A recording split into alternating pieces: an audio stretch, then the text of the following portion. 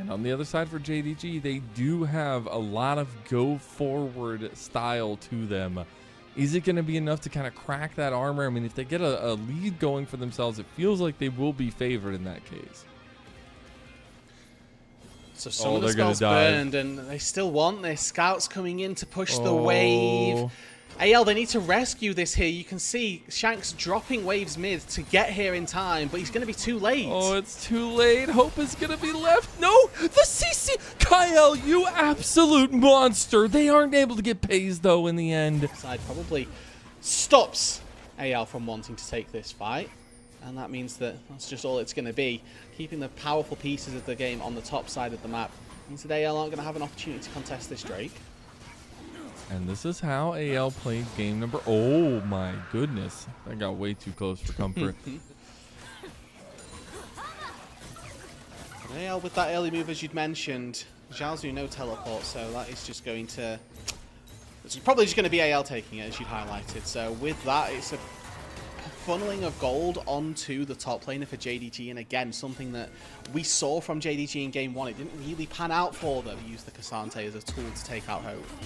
Oh, they really wanted Shake. Shake just baited them out. They really want him. Coming too. They are using everything. He has flash, but he can't get out. The CC chain is too much, and Shun will get the kill again. Yeah, 2 flashes and 3 ultimates expended there, so defense of Shanks in this top side, who has been getting worked a little bit by this Rise. We're seeing Scout able to just barely play on the edge of his range, bully out the Annie without having too much of a response from Tibbers in this side lane, but no flash for Tarzan and no Scout. The flash play from Shanks, though, it's going to be enough. Scout has no flash. He burned it when they caught him earlier. Yeah, that's a little bit of troublesome moments for them, but Kyle just based the I can't watch my goat. No.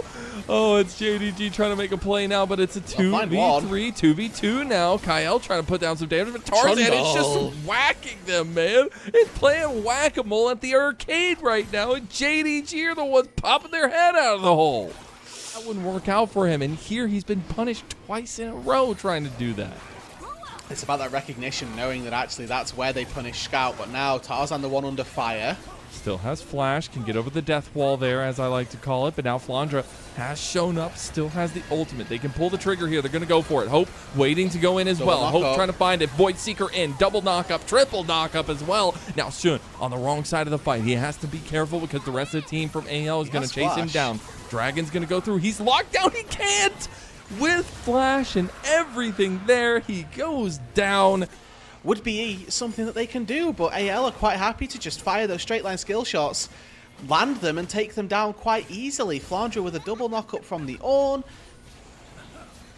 Okay, and we'll see. Maybe this is why they saved their summoner spells, Mazel, for the big fight around the Herald that AL can't possibly win with all of these summoners. This is a weird position, but Wink just goes for the play. They get the double CC, the Pop Blossom over top. Hope comes in with the Killer Instinct. You gotta watch Hope. He's on Scout trying to get the fight in. All out comes in. Xiaoshu gets Shanks beautifully out of the fight now, too. Now AL have to flash away from the advance of JDG. Yeah, Shattering Strike gets dodged by Hope's flash there, and it's a win for JDG. Ulti over the wall, and despite all of that, it's AL that started up the next attempt on the Herald. Shanks, unfortunately, took the Underground Express straight to his death. Chauffeured by Xiaoshu. And that's something you got to be careful of in these moments, especially how important Shanks is going to be to the lockdown characteristics of AL. As now we look back on the map state of things, Scout's going to get a side lane turret, so he'll be back to his shenanigans. But it's going to be a full press in mid lane and moving over with the Rift Herald towards top to get a double crash. Tarzan just wants to pull the trigger. AL are bloodthirsty. Yeah, it's very hit or miss. Kyle very baited dodgy. him. He goes in with the double, hits the triple two. Wink gonna go down to Hope now too, and Shun trying to block off against Kyle and Hope, but Hope finds the other angle on him with the Killer Instinct, but now he's in trouble. He's by himself. Oh! Big play from Shanks. Double CC, and Hope is still alive. AL's kicking, and it's right into the teeth of JDG. They might not have any molars left. They're definitely not gonna even have any front ones. Just some of these decisions, man, it brings me back to what made this team so lethal. Hope is playing with the inch of his life there, and he's able to, he uses the killer instinct to get away from Xiaoshu's entrance where he was coming in on the fight. I mean, those little decisions mean so much, and now JDG, their heads are on a swivel. They've been spinny, and they have no hope in these fights right now. Oh, they're gonna and catch for all Scout the too, maybe? for all the criticisms that I gave AL in game number 1 and saying, yeah, we've seen this before. This time round, game 2 looks pretty good. Scout spotted out on this side lane. Tarzan Kyle swarming. As soon as they see him, they pounce. And Hope finds another kill. He'll go to 4-1 and 5 on the Kaisa. And that'll be the outside turret also going to AL. They have ballooned this lead, Rude. We talked a little bit about who do we favor as this game gets later. Well, currently, first ever championship as an organization just last split in the LPL. Now AL gonna force the memo, force the pressure, get this Atacon going, but it's gonna be the pull onto the bot side of the fight. I think Flandra didn't really want to do that. The Atacon just buying time at least with the ulti there for him. And he will end up getting that out with the rest of the team. So the permanent buff goes over, and all it costs is Flandra's ulti. Shanks, Kyle as well, 12 out of 12, doing really well, but JDG looking for a death brush, gets Whoa, spotted. all right, they know that Kyle There we can find go! a 3-man pop blossom into the double Tibber CC, and Hope goes to the backline. Hope finding the backside with the killer instinct and melts down 2 into parts. JDG being ripped from their very lives in front of our eyes. Yeah, Zhaozu finds one on the backside. He's able to take down the support, but it does not matter. Shanks the next one on the chopping block. Zhaozu!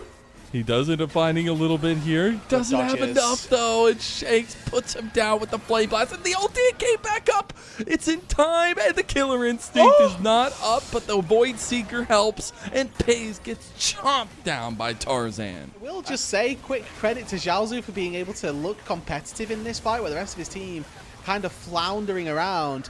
Maybe the free access to the backline helped a little bit there, but they're just you know, comedic in a lot of ways. There's some pings coming down because they've already started up the Baron for AL. Yeah, I mean, 2 man of Trundle Kaiser can do this. It's about JDG trying to make their way in if they want to. Oh, the instant Tibbers into it.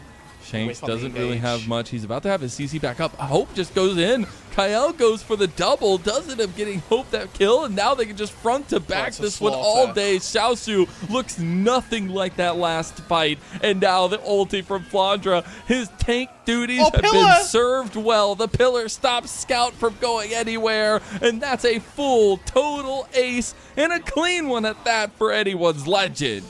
They didn't even need the Baron to break open the base, Mazel. They might not need it to end this series. Anyone's legend. 5-0. Clean ace at 26 minutes. That's almost the fastest game of the split. The shortest game was 26-12 with Ultra Prime and TT. It's a little bit off of that, about a minute, but it's a potential return to form for anyone's legend. Welcome back to the LPL, baby. 2-2 now, evened up. These were some of the best highlights from today's matchup. Which moment was your favorite? Let me know in the comment section below. This is OP, and I'll see you tomorrow. Take care.